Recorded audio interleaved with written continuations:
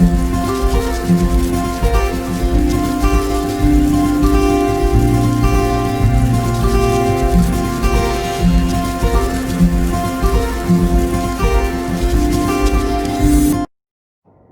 yes.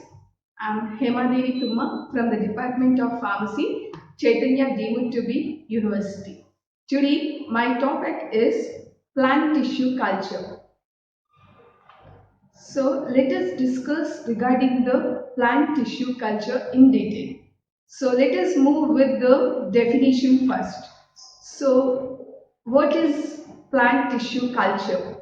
Plant tissue culture is the in vitro cultivation of plant cell or tissue under aseptic conditions and the controlled environmental conditions by employing a culture media, mainly liquid or semi-solid media. So this tissue culture is mainly meant or mainly used for the production of primary and secondary metabolites or to regenerate the plant.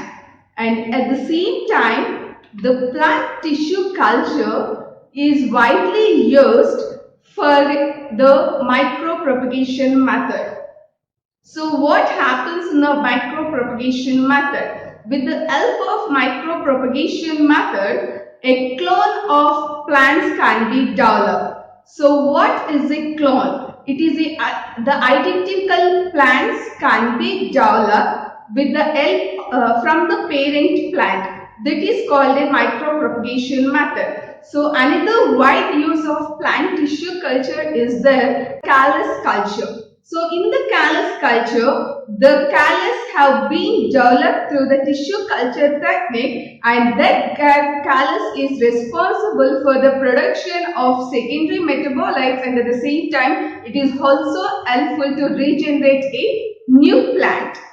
So next, moving with the advantages of the tissue culture. So the tissue culture is having the wide range of advantages. So one among them is the availability of the raw material. So sometimes there may be some plants which cannot be cultivated, and there are some plants which cannot be available in the abundant quantities. So to meet such criteria, with the help of tissue culture technique, such plants can be developed from the host and the parent plant, and at the same time, because of the deforestation and the unbalanced cutting of the trees also, there may be unavailability of the raw material. But with the help of tissue culture technique, such fluctuations can be overcome with the help of the tissue culture technique. Next advantage is the fluctuation in supplies and the quality. So sometimes because of the diseased crops or because of the climatic changes, there may be a fluctuation in the supplies with respect to the demand in the market. And at the same time, there may be changes or there may be disruptions in the quality of the crop also because of the diseases also. So with the help of tissue culture, we can overcome such negotiations such as fluctuations in the supplies, and at the same time we can develop or we can produce a disease-free crop which is going to have a high quality crops. And next advantage is the effective advantage for the tissue culture is one can get a patent rights when the innovation is through the tissue culture technique. As all of you know that the natural occurring plants and their metabolites cannot be patented, but whatever the isolation techniques that can be developed through the tissue culture can be patented. And at the same time, the last advantage of the tissue culture is disease-free and desired propagule. So what is the meaning of propagule here? The meaning of propagule is any structure of the plant that have been developed, that have been regenerated from the parent plant with the help of sexual and asexual reproduction. So whatever the desired variant is there, that can be developed with the help of tissue culture, and at the same time whatever the varieties that you are desired of, that can be of disease free. Moving into the plants of tissue culture. So the tissue culture is broadly classified into two types. One is based upon the explant used and another is on the basis of the in vitro growth. First method, that is on the basis of the explant used. So the meaning of explant is, so any part of the plant that has been excised from the parent plant or the host plant, that is called as a explant. So simple thing, the part of the organ which have been excised from the plant, that is called as a explant. So on the basis of the explant, that means whatever the excised segment of the plant is there, based upon that it has been classified or it has been subclassified into different culture methods. Let us see one by one. So first, moving into the root tip culture. According to this culture, you will be using the explant as a root. Okay, you will be taking the lateral roots, and those lateral roots should be sterilized. And after sterilization, so what are the lateral roots? Any roots that have been developed horizontally from the primary roots, those are called the lateral roots. For the root tip culture, we are taking the lateral roots. Okay, so these lateral roots should be sterilized and should be excised. The excise is nothing but cut down of the part of the plant from the parent plant, that is called the excision. So you are going to excise the plant and that should be transferred into the medium. So nothing but the culture medium. So as all of you know that the culture medium consists of a mineral salts along with the growth hormones also. And because of the growth hormones, whatever the excised part of the segment is there, that are going to be grown with the help of the culture medium. So whatever the lateral roots that are being excised, that should be sterilized and should be transferred into the culture medium. As a result, with the help of the culture medium, the lateral roots are continue to grow, and it also provides a several roots if you observe the culture after 7 days. So whatever the developed roots are there in the culture medium, that can be used for the experimental purposes or for the experimental cultures. And next, moving into the another culture method on the basis of the explant use, that is the leaves or the leaf primordia culture. So according to this culture, we'll be taking the leaves that should be detached from the shoots.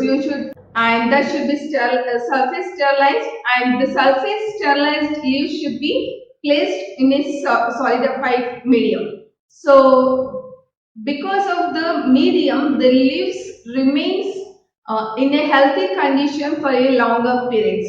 And at the same time, during the selection of the leaves for the culture, you need to select a younger leaf rather than the mature leaves. Why only younger leaves, not the mature leaves? Because the younger leaves having the higher growth rate than the mature leaves. That is why we need to select the younger leaves for the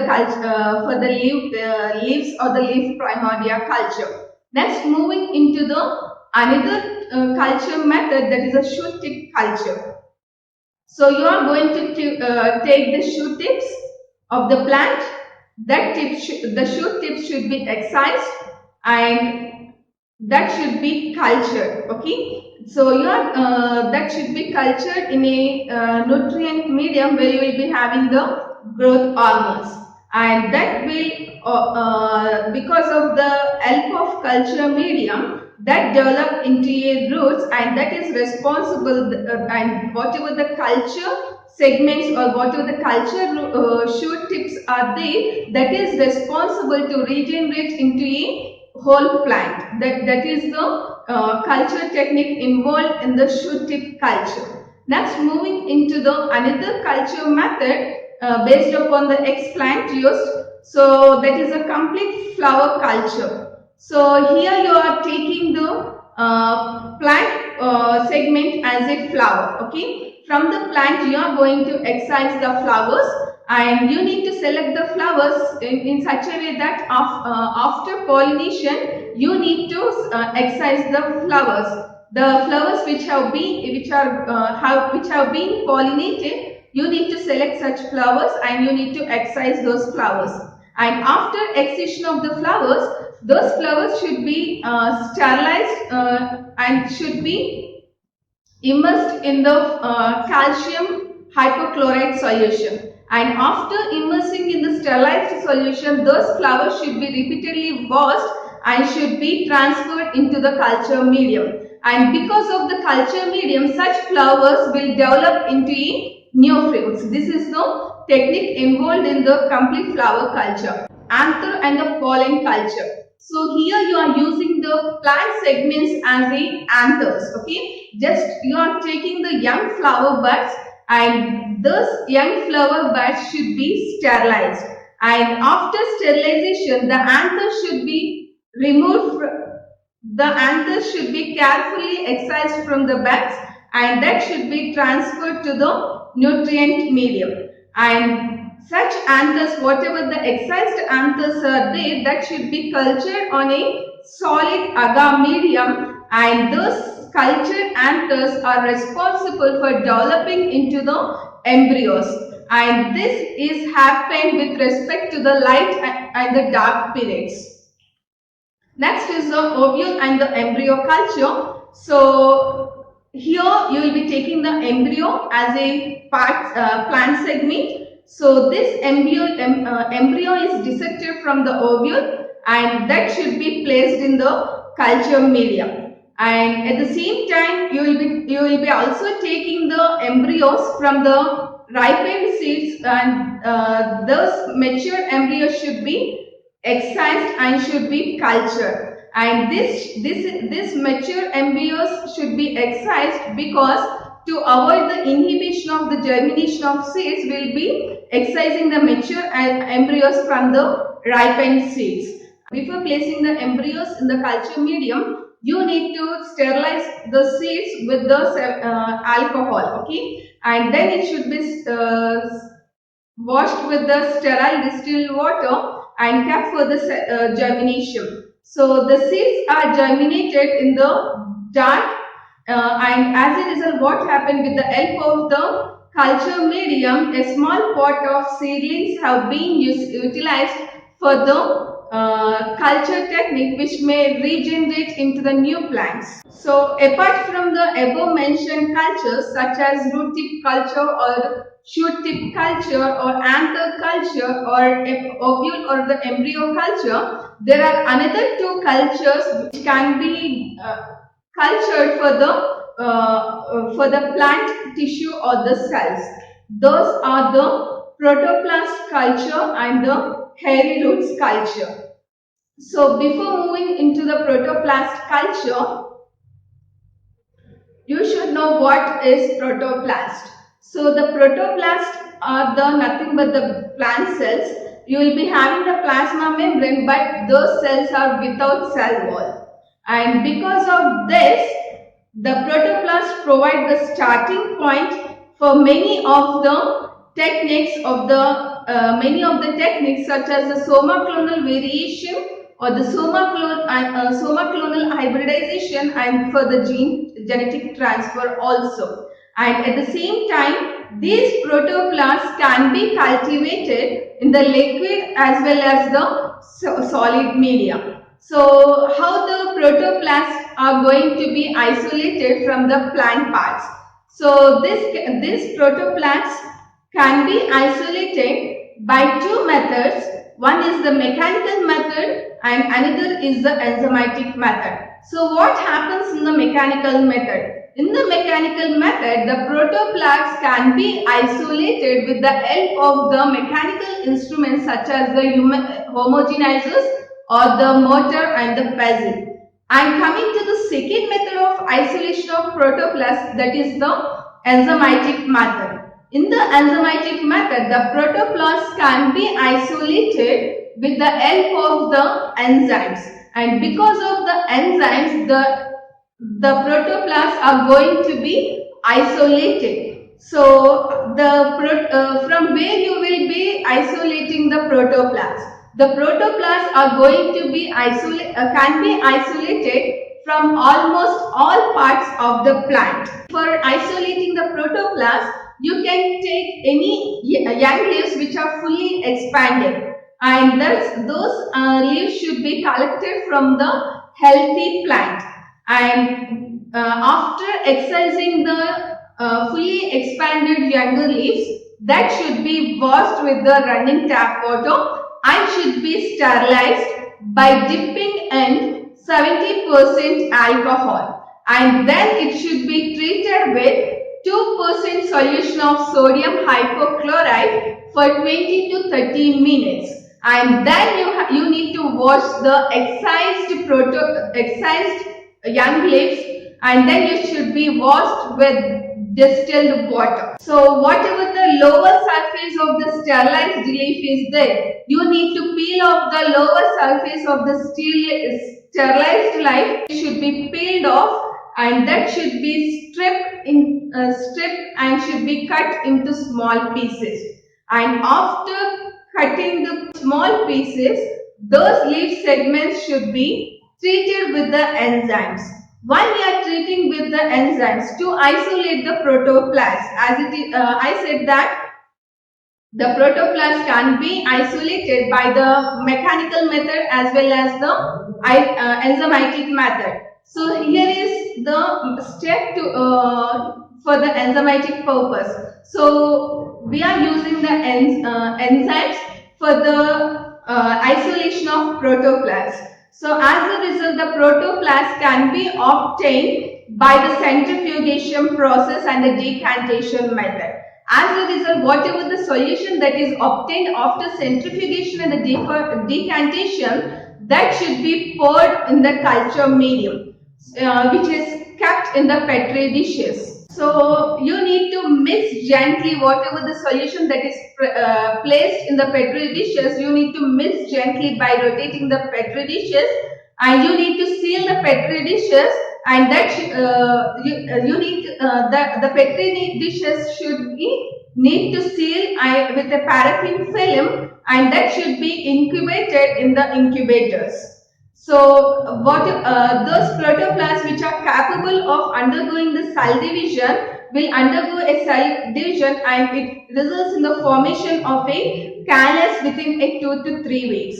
So after the formation of callus, after the 2 to 3 weeks, those callus culture should undergo another step, that is the subculture. Why the callus culture should undergo a subculture? Because the callus, whatever have been developed, should transferred into another fresh medium. So transferring of culture from one medium to another medium, that is called as subculturing technique. So during the subculturing technique, the callus which have been transferred into the fresh medium, those callus culture is responsible for developing the embryos with the process called embryogenesis. So how it is going to develop into embryos? With the help of a growth hormone such as cytokinase, and the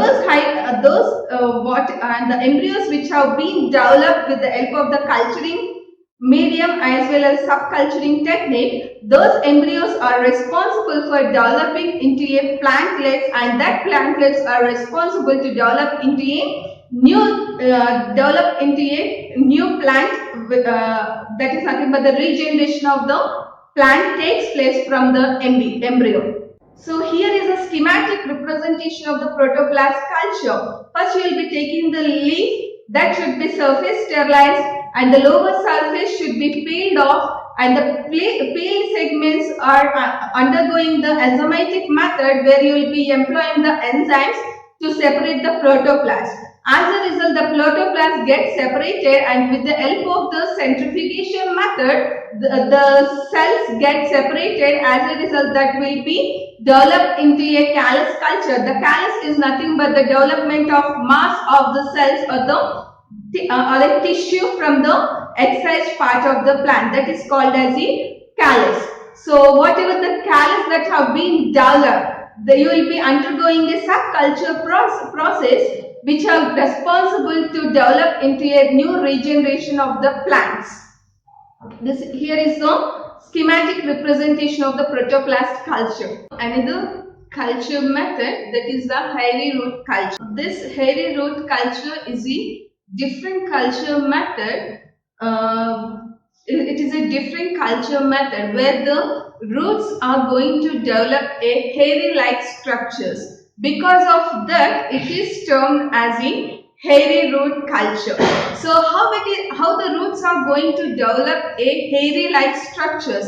Because of a soil bacteria called agrobacterium. So the species, specifically the species such as Agrobacterium rhizogenes and Agrobacterium tumefaciens are responsible to develop a hairy-like structures on the roots. So these hairy-like structure roots are excised from the host plant or the parent plant, and those are transferred into the culture medium. As a result, it is going to develop into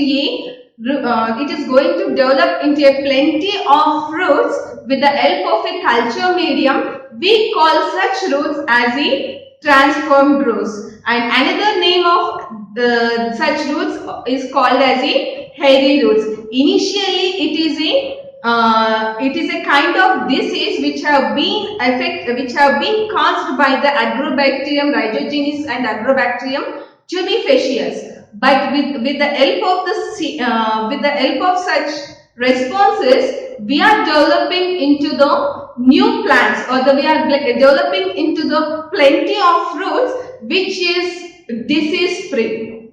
So here you are developing such responses which is going to have a hormone free plants. At the same time, you will be such roots we call as a transformed roots. So why we will be using this hairy root culture method?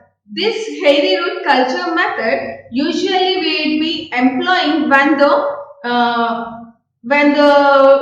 plant culture technique, when the plant culture technique does not produce a adequate amount of the desired compounds. In such criteria, we will be using the hairy root culture for the reinvestigation. So in simpler terms, this method can be meant for the reinvestigation. Why it is meant for the reinvestigation? Because some culture systems cannot produce a desired amount of the compounds. So to know the fact behind such techniques, we will be using the hairy root culture methods. So another important characteristic of this hairy root culture or the transformed roots is to synthesize the secondary metabolites, and at the same time, whatever the secondary metabolites that are developed will be highly stable, and the growth kinetics also highly stable when you use the transformed roots culture or the hairy root culture. So this is the diagram of the hairy roots. You can observe the hair-like structures which have been developed through the culture technique. So next, moving into another culture method, that is on the basis of the in vitro growth. Whatever we have seen or whatever I have explained till now, it is based upon the explant used. So now we are switching on into the second method, that is in vitro growth. How you are going to develop the explant based on the laboratory or the artificial methods. So here on the basis of the in vitro growth, there will be two cultures. One is the callus culture and another is the suspension culture. So before itself, I said what is the meaning of callus. So the callus is a aggregation of mass of cells, aggregation of mass of parenchyma cells. So how they are going to produce those mast cells? Those mass of the cells can be produced from the mother cells. So this is called as a callus. So whatever the cultivation of callus on the culture medium under aseptic conditions, that is known as a callus culture. So callus culture is nothing but the cultivation of callus under aseptic environmental conditions by employing the culture medium, that is called as a callus culture. Next, moving into the callus culture in detail. So how you are going to perform this technique, this tissue culture technique, that is the callus culture. This is based upon the different phases. First you need to select and you need to prepare the explant. For the development of callus, you need to prepare a culture medium. Then you need to transfer the explant. Explant is any part of the plant that have been excised from the parent plant. So whatever the explant that you are using, that should be transferred to the culture medium. Then next is the incubation of the culture. So let us see in detail one by one. First is the selection and the preparation of explant. First you need to select the explant. You can take any part of the plant, that is maybe roots, shoots or leaves or any other things. First you need to select a part of the plant, then you need to prepare the explant. So first you need to excise a part of the plant, then you need to prepare the explant. So first after excision of the explant, you need to wash with tap water and that should be sterilized with the sodium hypochlorite solution. After washing the explant with the sterile distilled water, you need to select the culture medium according to the objective of experiment.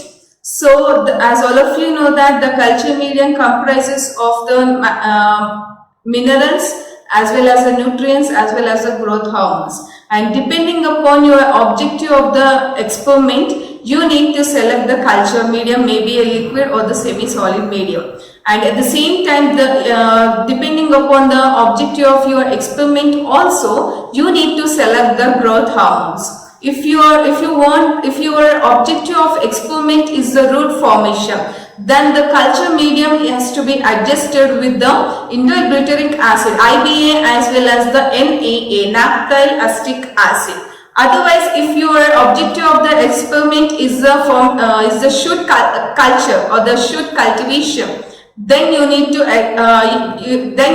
adjust the culture medium with IBA, NAA in combination with cytokinin. So in such a way, you need to select the culture medium depending upon the objective of experiment. Next, moving into the another step of the callus culture, that is the transfer of explant. And after selection of the culture medium, you need to transfer the excised and washed explant into the culture medium depending upon the objective of the experiment.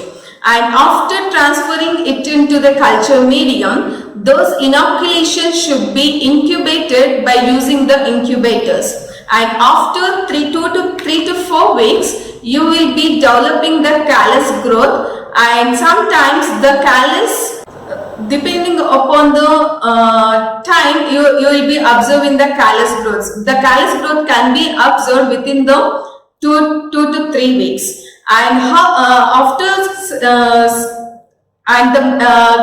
growth, the callus culture can be maintained and can be the changes can be observed. So the changes will be occurring during the callus culture. You can observe the gradual loss of water, and at the same time you can observe the accumulation of metabolic toxins during the callus culture. All these are the points which you can observe during the callus culture. And at the same time, after developing the callus culture, it is very necessary to subculture the callus into a fresh medium. So as a result, what happened, the healthy callus tissue is transferred into the fresh medium. Such a transfer of callus into a fresh medium, we call that as a subculturing technique, and the subculturing technique should be repeated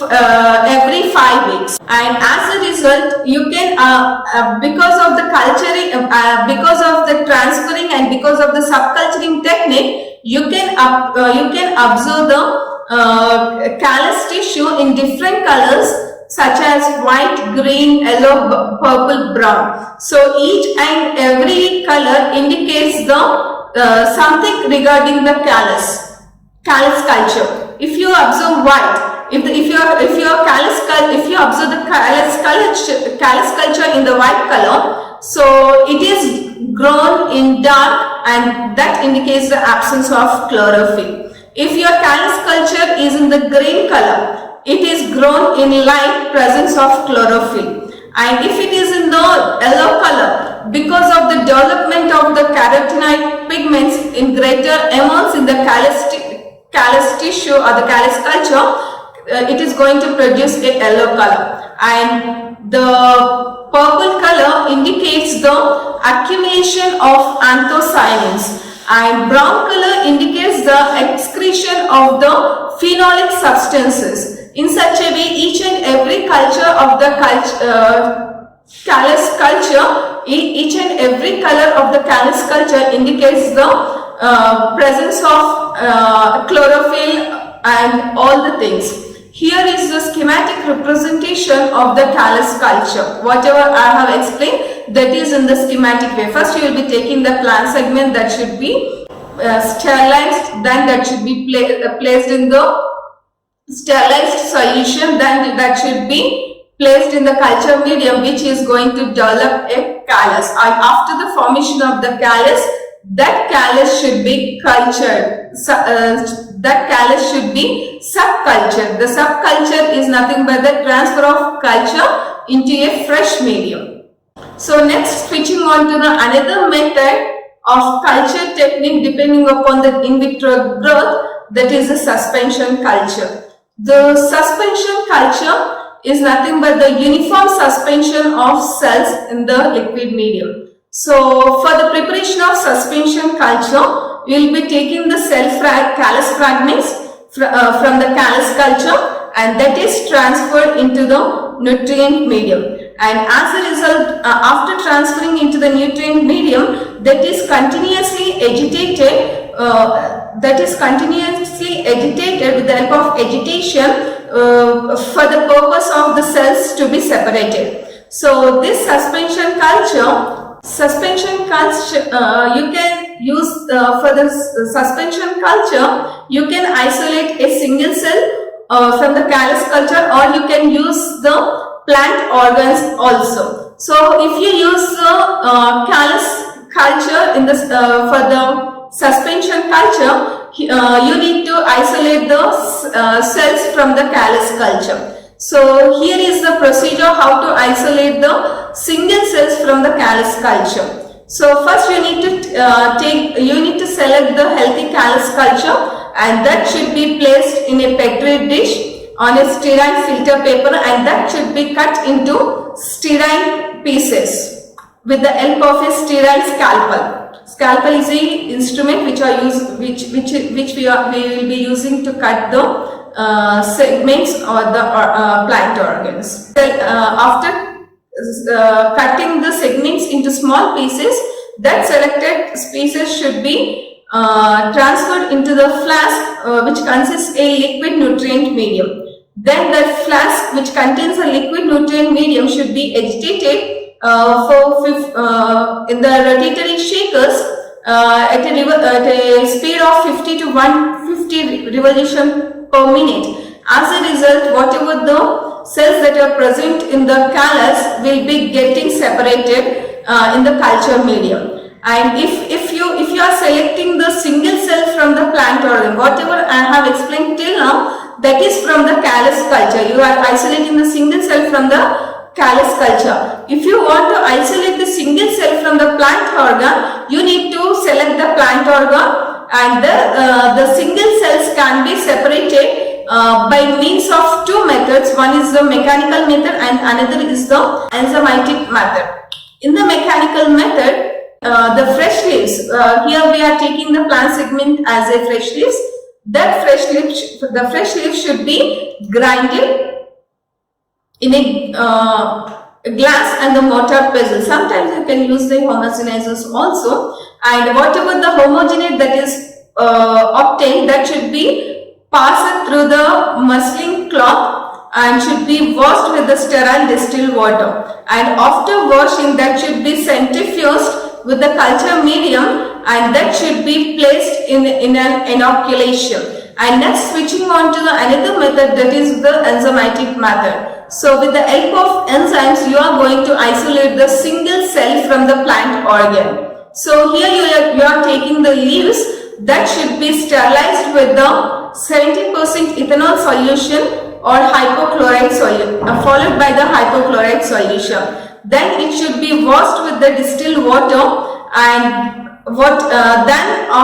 after that you need to peel off the lower surface of the leaf with the forceps, and that as a result you need to cut the leaf into small pieces. After that you need to transfer the small pieces into the flask which contains a sterile enzyme solution such as macroenzyme, as well as what the sterile enzyme solution composed of. It consists of macroenzyme solution, mannitol, and the potassium dextran sulfate. This is called as a sterile enzyme solution. After transferring the small piece